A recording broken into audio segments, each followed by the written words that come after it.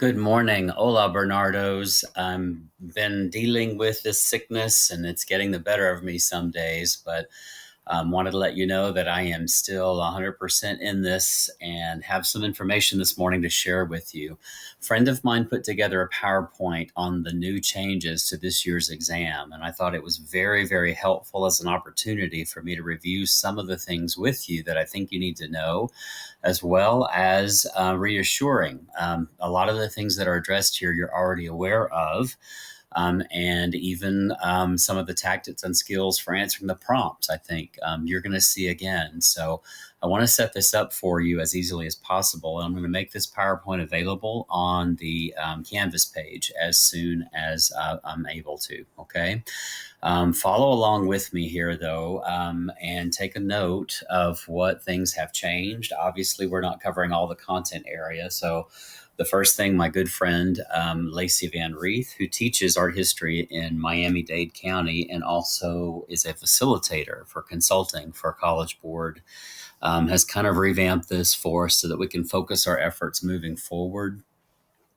Essentially, she's calling our 250 now the 180, and I thought that was good for us to kind of readjust our thinking here. We don't have as much ground to cover, which puts you guys in relatively advantageous position. If you look, only content areas 1 through 6. We won't be covering the remaining content areas. She has all of content area 4. You guys are ahead of that crew in Miami. I double checked and counted where we are. 78% of the content has been covered. That's roughly 140 out of 180 works altogether. Keeping in mind that some of those works have multiple images, guys, we've covered a lot of ground. So we just need to finish the remaining works for this test, which, lucky for us, don't have multiple images. And then make sure that we're on top of our game in content areas 1 through 6. Okay. You guys have already completed reviews for content area 5 and content area 6. I'll be posting some selected samples of those today. I'm not going to be sending back your completed works just because of the health risks involved. I would just be mortified if any of you got sick from getting something from Mr. J in the mail. So we're not even going to go there. I'm going to post some really good examples online, and we'll use those as notes as we review some of this content information. Okay. So good job, guys. We worked so hard. You worked so hard in January and February, and I am so proud of that effort now, considering what we're facing. We just have to finish the course, and I feel pretty good about our ability to be able to get that done. Okay. All right. So in this new environment, what are your readers, like myself and Lacey and several of the other people who'll be reading this year's exam? What are we looking for, right? It's very simple. We want you to understand the tasks of the question. Do you understand what it means when Mr. J says describe? Remember, guys, that verb simply means that you have to use the magic of 3, right? You've got to add in 3 good descriptors or 3 good pieces of content or visual form whenever you see those things happen. So those tasks have to be really understood well. You have to answer the tasks. You can't write a history paper when we're talking about art, guys. You got to stick to the task at hand. And that's her next point here. Do you maintain focus? Don't stray. Answer the question that was asked of you.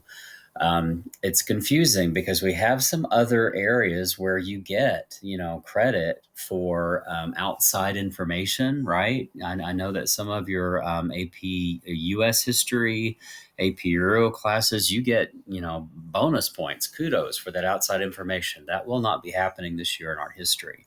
So you answer the question you've been asked, and things will go much better for you uploading that question. Are you writing in sentences and paragraphs, guys? And the stuff that I've been reading, I haven't seen any problems with things like bullet points or stuff like that. But I do want to remind you that even though you feel pushed for time, you really have to write in English. That means periods. That means, English syntax. Don't start bullet pointing because those rules have not changed at all. So no bullet points are listed in this essay. Skip lines, you can see that some of us are borrowing the same kinds of information about what we think makes for an easy to read essay. These readers are going to be reading over 25,000 exams with those two questions, and now we have to read them like multiple times. So let's help out our readers, please, by sticking to the things that we know work best. Okay, skip lines in between tasks. Skip lines wherever you see a break in the prompt, okay? And make sure you're not, writing in any spaces you don't need to. Make sure that you're writing legibly if you choose to handwrite this thing, okay? All right, for the long response, you get to choose a work to compare or contrast with the work the exam provides to you. We do know that this is Q1. It'll be a comparison question where they pick one and you pick one. But guys, just be very, very careful. I think this prompt, because of our year, is going to be written in such a way that it looks like you can choose any other relevant work, something from content area 8 or maybe content area 7. But I really want you guys to stick to the list this year, okay? What I mean by that is the suggested works at the bottom of the page. Those are the only ones that have been curated to get all of the rubrics points. So I want you to remember that as we go through this. Even though you have the option, you really need to stick to the list this year, okay?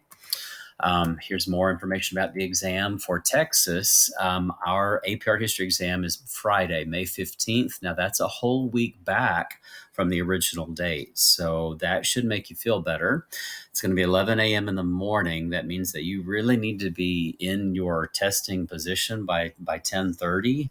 Logged in, whatever it is that you're going to want to use, have it ready. Guys, sometimes you write me and tell me that your laptops aren't charged or that your phone died or something. Whatever you're going to use on the day of the exam, you better have it charged the night before, ready to go.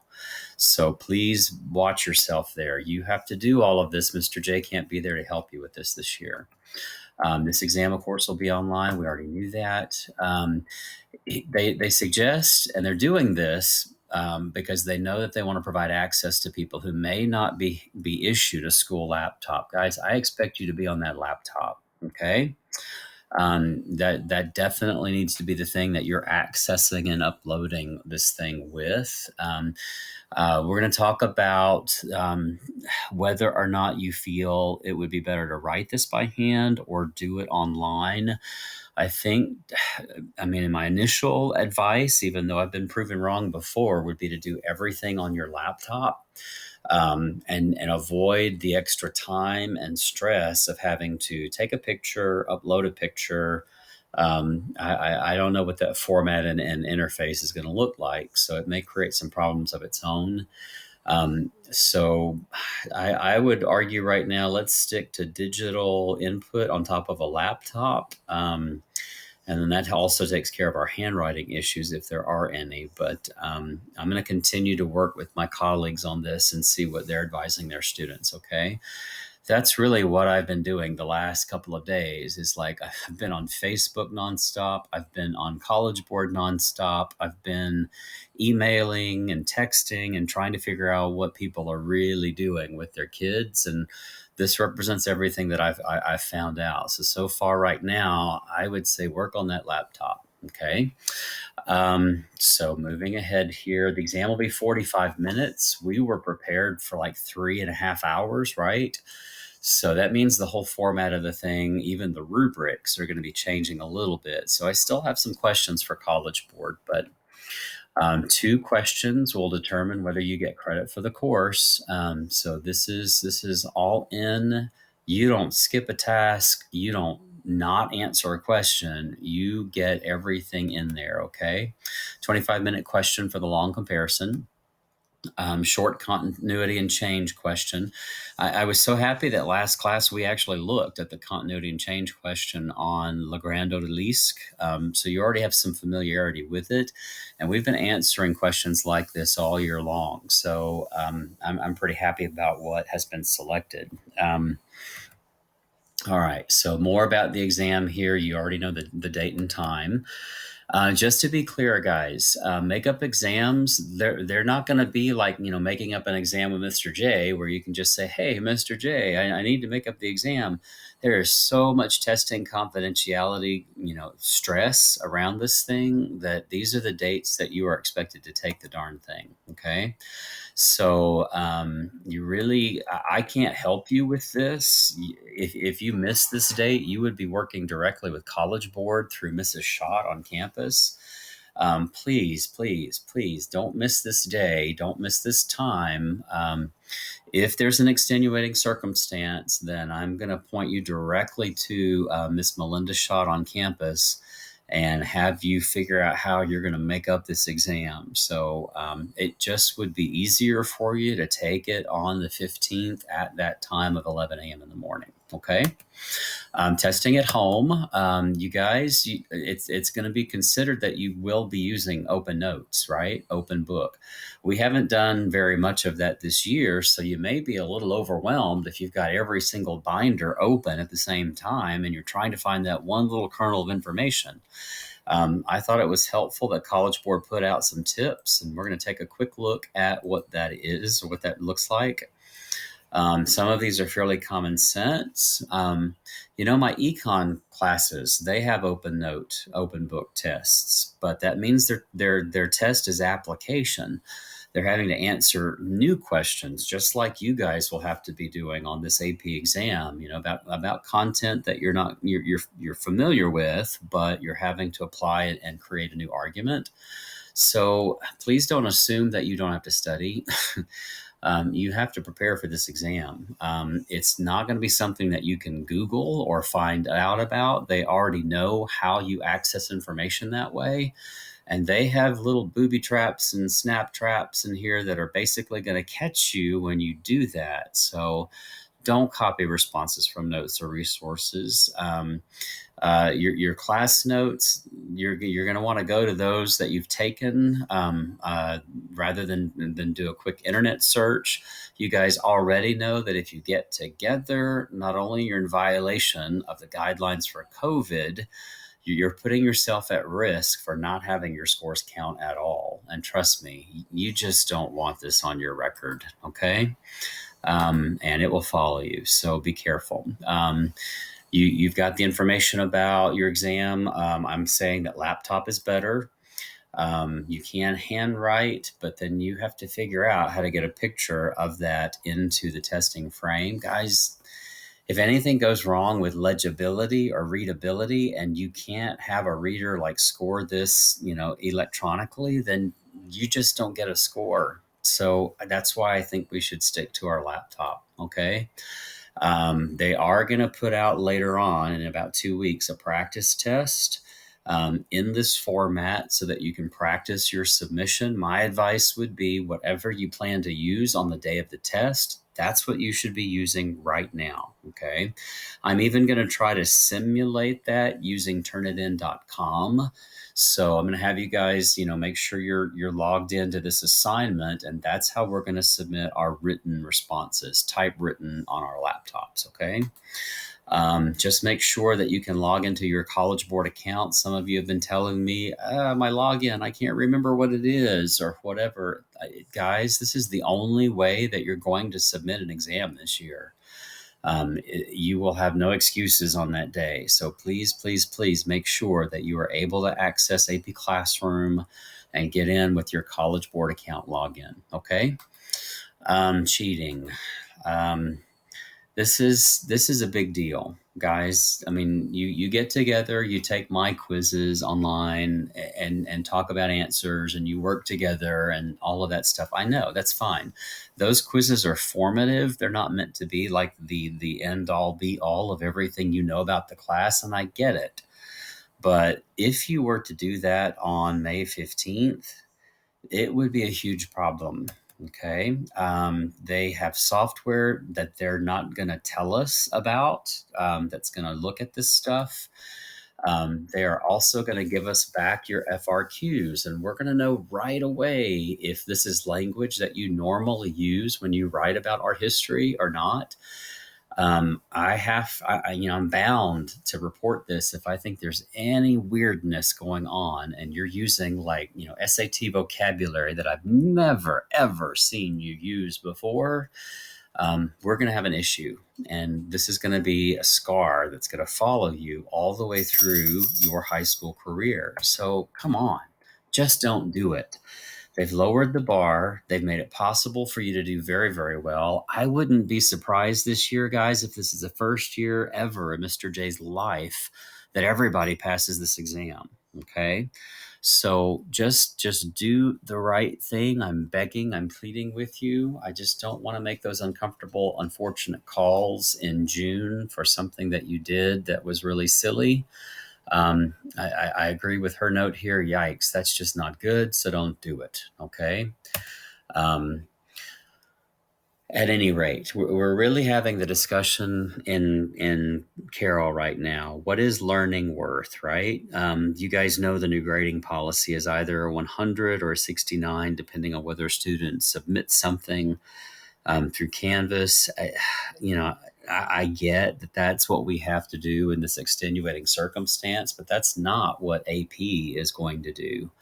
So you realize your work has to be quality, it has to be original, it has to come from you. Otherwise, it's just not going to be a good day. Okay.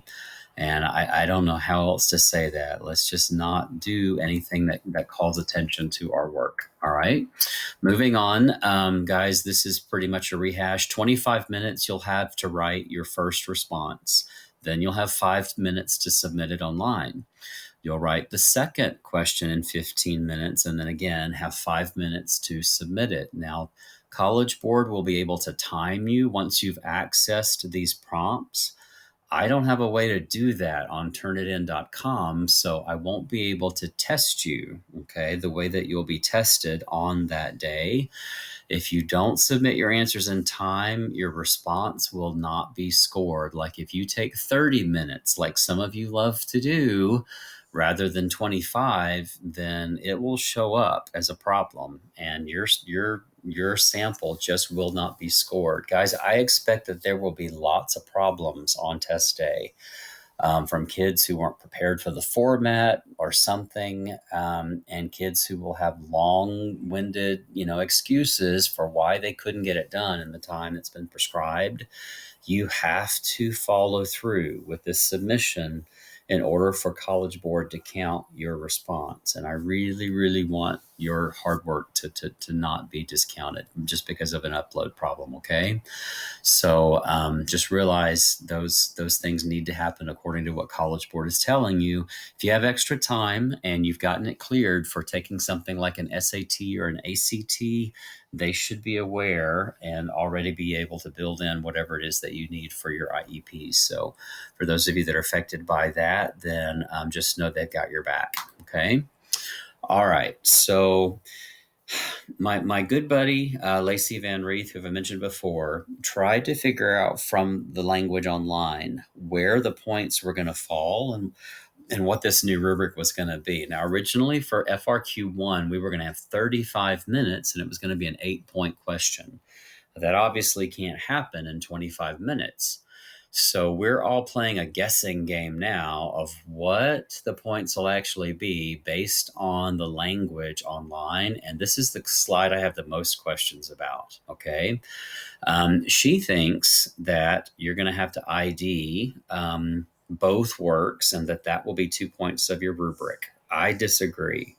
I just don't think they're going to give you 2 identification points when you've only got like say 6 or so to earn. I think they're going to like maybe give you 1 identification point and the other point will probably go to something like description. We just don't know yet. They haven't really spelled this out for us. So based on what's online, based on her best guess, that's what she thought. I just don't think this second point is also going to be ID. Okay. Now she goes through and takes the language from the College Board. So I'm going to go through with you here and says the first work is required and is part of the image set. An image of this work will be provided as part of the question prompt. There will be no identifying information. So her assumption is you're going to have to identify that in order to earn point number 1. Okay. I don't know that you will. I think that they're probably going to ask you to fully and completely identify the work that you select. So who knows? This is where the gray area is. All right. The second work is selected by the student from a list of suggested works. And she's reminding her students there in the red, you're going to pick from the list. I totally 100% agree on this one, guys. Remember, the works on the list, high school teachers, college professors have sat around a table and argued. I mean, literally argued face to face about the things that show up on the recommended list. They have gone through the process of trying to figure out how students are likely to write, given what we know on Khan Academy, given what we know in the textbooks, given what we know in Barron's AP Art History, what a student is going to have access to. So those listed items are the things that you need to pick from because they survived this long, arduous process to get there in the first place. All right. I think that you probably will have to identify that selected work completely. So be aware, title, artist, or culture of designation. You may have to do the media and you may have to do the date. Okay. So try to get as many of those as you can. You're going to try all four. I think they'll still allow you the point if you get 2 out of 4 correct. All right. The next bullet point, use specific and relevant evidence to explain how the two works of art are similar and different and how they convey meaning. That is just kind of nebulous. Okay. The idea is that you're going to have to talk about this in a compare and contrast, right? So you will talk about how they are similar, and that convey meaning is probably going to turn out to be some kind of identified theme, right? Like, power, or authority, or religious works. I don't know what it's going to be. They'll choose the theme, and that's what our similarities and differences will have to be about. Okay. You will then have to explain the meaning or significance of those similarities and differences. So think of this as like the backup to what you have to say.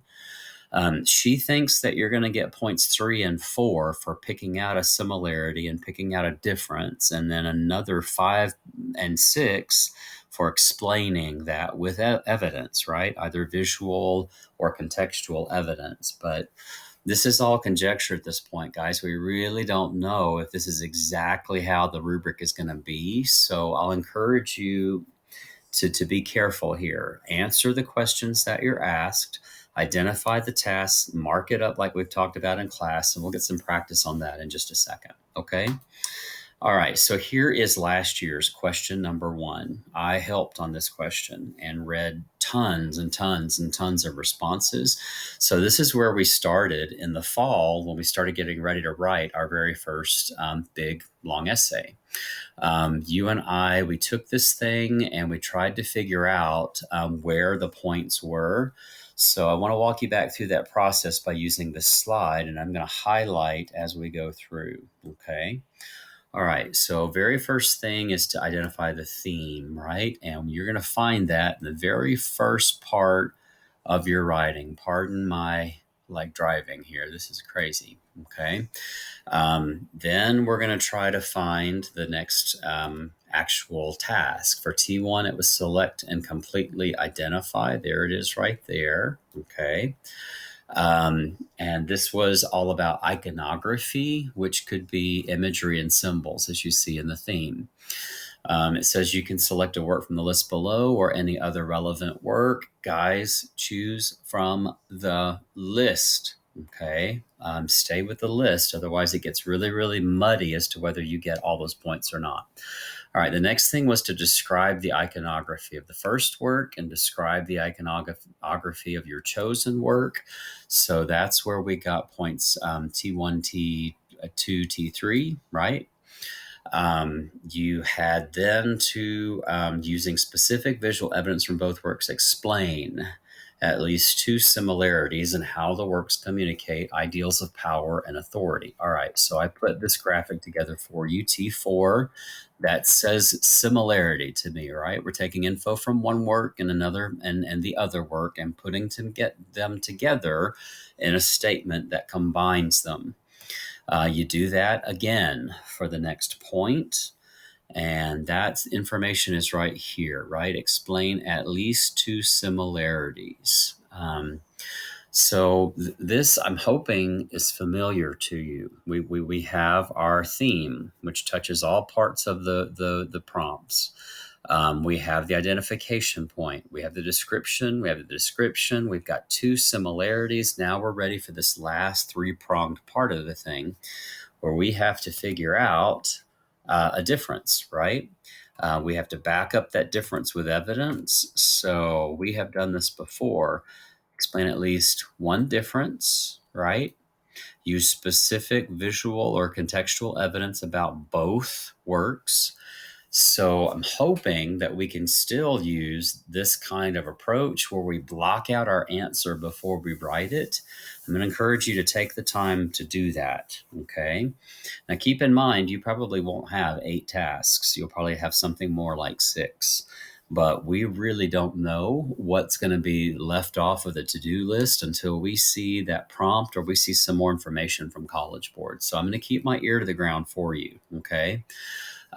Just make sure that you don't forget. We have a plan, we have an approach, and this is what we're going to continue to use.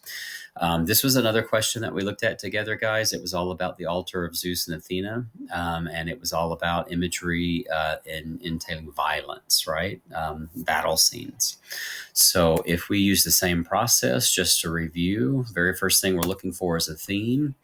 The work shown, battle scene. Okay, we know that we don't have to identify this work, but there is the theme. It's going to be all about violence and art. Okay, so we have to select and completely identify another work. There is the other task, right? We have to describe them both, and this means describe the subject matter of the battle or conflict depicted for both the work selected and the altar of Zeus and Athena. So there is that, right? The bullet points there, remember I told you guys the magic of 3, and my rubrics all year long have emphasized that you can't just say one thing and get that point. You got to say 3 things about that. And in this situation specifically, it's going to have to be three things of subject matter, right? So just read this carefully. You know how to do this. This should not be stuff that we have to recreate. This is stuff that you learned last semester, and they're skills that are basically what we've developed all year long. Okay. The next step is similarities and or differences, guys, and that means literally what it says. You can do 2 similarities. You can do 2 differences. That's why I've got the arrows here set up the way that they are, okay? But you got to use specific visual evidence from both works, so I would add with VE to that if I were you. Now, the last thing here, we got to figure out a difference again, and we got to build our argument with evidence from both works. So here it is. It says now this is going to be a similarity. And you have to use specific contextual evidence from both the altar of Zeus and your chosen work. Okay. Of course, you have the information on every one of these prompts about what qualifies as a full ID.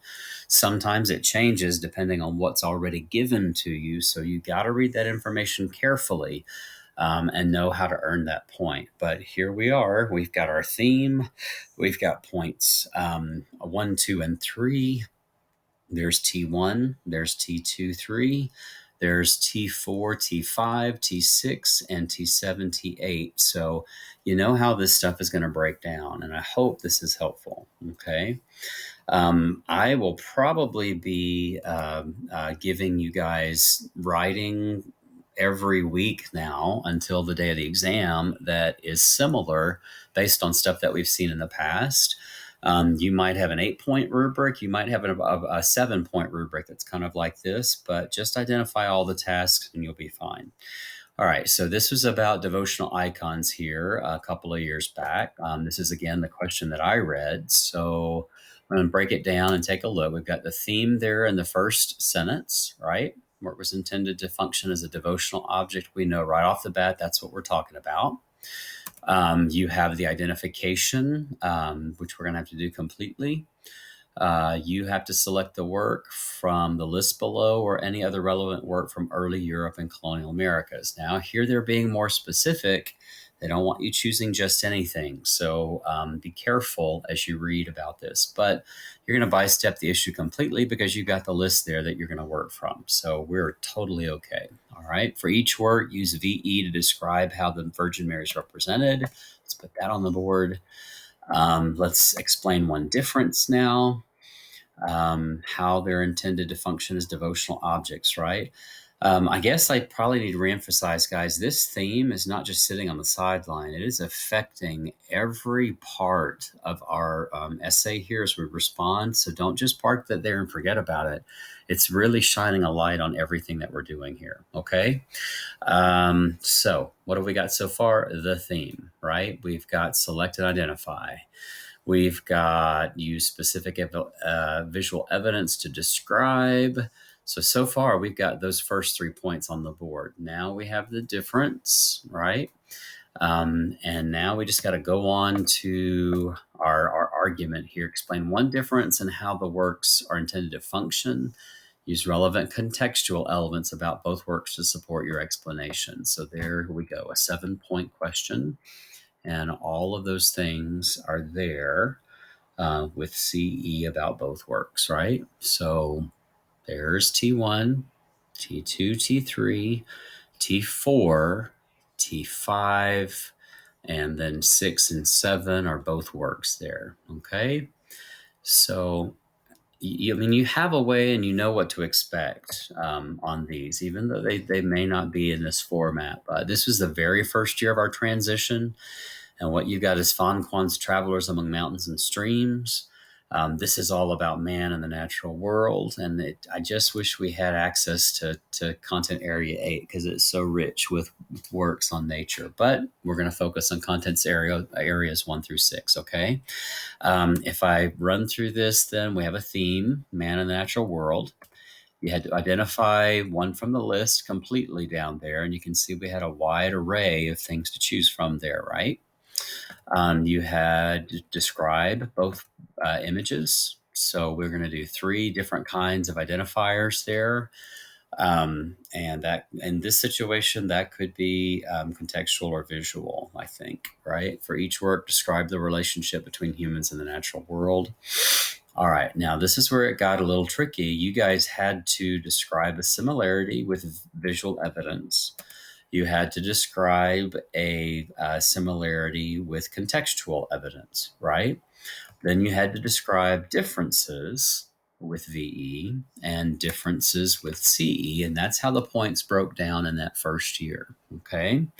So I guess having gone through these 4 prompts, you realize you're going to have to, in your mind, think about the flow chart that works best for the task at hand. That means you can change this stuff up however you need to fit. And I would advise that you use this if it helps you, okay? It kind of gives you a step-by-step process for knowing what comes up next, what's your next task, right? And that's going to be really important, even though you have, only 25 minutes instead of the full 35. Realize that you may not have as many as 7 tasks to even look at, but read the question, focus on it carefully, and I think you'll have a game plan for yourself. Okay. All right. The next questions here, I'm going to get rid of this highlighter. Is continuity and change, and this is what I like to call the hybrid question, right? This is like the artworks essentially, where you have something that's old, something that's new, and it's being done by the work in the same time, right? It demonstrates continuity with something that's old, but it also initiates a change, which changes art history moving forward. And that's really what these kinds of questions are all about. So if you take a look at the one from last year, the mosque at Janneh was about continuity and change. And you can see it says, describe at least 2 materials or techniques used in the construction of the Great Mosque of Janneh. Using specific evidence, explain how the architectural features of the mosque demonstrate continuity with global conventions of mosque architecture. Using specific evidence, explain both how and why the architectural features of the Mosque of Janneh demonstrate change from global conventions of mosque architecture. All right, so guys, there were several things that we could write about here because you know what it takes to qualify a sacred space as a mosque. You know that modifications were made here regionally because of the climate in order to suit the needs of the local population. We had students writing about how this was representative of, Sudanese architecture and buildings that you can see in this picture that were built in similar fashion using adobe and mud. Basically, we've got an interesting version of a mosque. So this is a great example of that continuity and change question. Here was another one. The work shown is the Delphic Sibyl and the Sistine Chapel, painted by Michelangelo circa 1508, 1512 CE. It says, describe the visual characteristics of the Delphic Sibyl. Using at least two examples of specific visual evidence, explain how the visual characteristics of the Delphic Sibyl reference and or depart from the classical tradition of ancient Greece and Rome. Describe the place that the Delphic Sibyl occupies within the larger iconographic program of the Sistine Chapel. Using specific contextual evidence, explain how the inclusion of the Delphic Sibyl within the larger iconographic program of the Sistine Chapel represents the ideals of the Renaissance, right? So where the Djenné Mosque was really more of a departure from how you typically build a mosque, this shows you a question that's asking you to make a connection to a classical tradition, that of ancient Greece and Rome. So you have a lot of examples. Here is the example that I showed you last class, right? How does the Grand Odalisque demonstrate established traditions in the representation of the female nude? And then how does Le Grand Odalisque demonstrate change from established traditions in the representation of the female nude? Guys, I really think that this kind of question lends itself well to our challenges this year, letting you identify and talk about a tradition and then talk about a work that departs from a tradition as well. This contextual evidence that you see there also gives you room to talk about Ong and his biography and what he was trying to do with this work. I think it's a wonderful, model for what we're likely to see again on the exam this year. So there are some old questions here. I don't know how useful they are because you obviously have a different format, but you can see the Etruscan showed up as an example one year. And they were trying to figure out how you could tell this, celebrated Greek art, but then also departed from Greek art. Here was another one where we're talking about the change over time between these two females. So you've got some examples in this slide that come from old exams, and I'll be adding to that list a little bit later. So I'm going to get rid of my annotations. One additional thing that I think will be helpful for us, guys, as we move forward, Lacey Van Reeth, my good friend who helped build this original slideshow, gave me a list of all the prompts from exams that we've used before. And I'm going to be putting that in today's lesson and making that available to you so that you can see by content area where the questions have come from in the past. I think that's incredibly helpful, and I'm really appreciative that she took the time to do that. So we're going to have lots of resources populate the page for you a little bit later. But I know that was rather long-winded, but guys, because that's so important to what we do moving forward, I felt like I really needed to devote some time today to talking about what the format of the exam is likely to be. I will keep my ear to the ground, like I said, for you, tracking through Facebook and tracking through texting and tracking through the College Board itself what particulars we need to know about that question one rubric. But I hope with that you feel a little bit more confident that we've been working on these skills all year long, and this is not going to be something new that we have to learn. I'm so happy it's not Q2. I'm happy that it's something you're familiar with, and I'll leave you with that and hope that you feel better after our chit chat. Okay.